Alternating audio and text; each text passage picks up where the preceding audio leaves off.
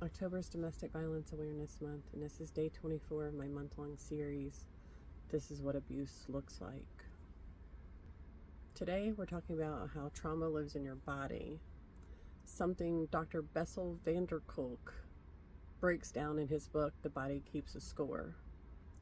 If you haven't read it, I highly recommend it.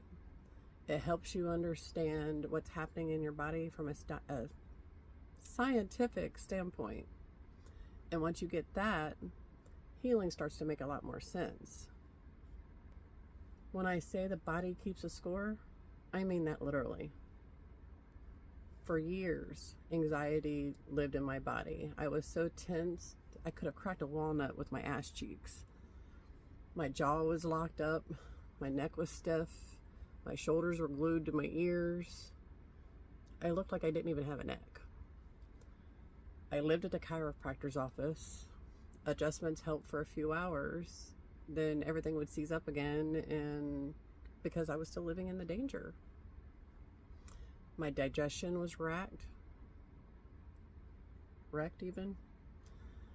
My body hurt everywhere, and sleep, forget it.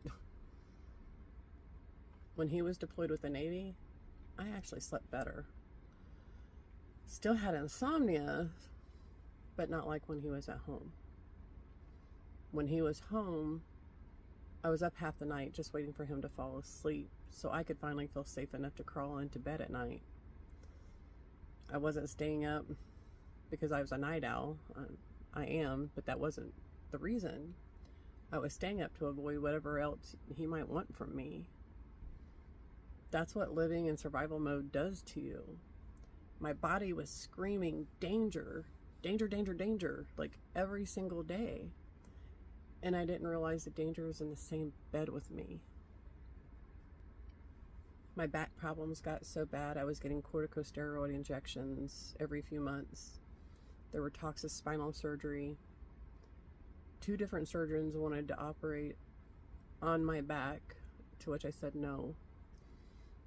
I'd already had 2 botched surgeries on my foot before that. I could not face another one. I was terrified that my body would be even more broken down than it was already. I was walking with a cane.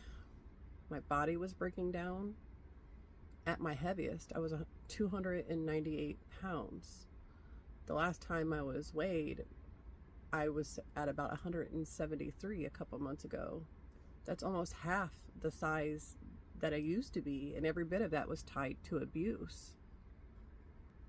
I lost most of the weight while I was still married, which honestly, I don't know how I managed to do so.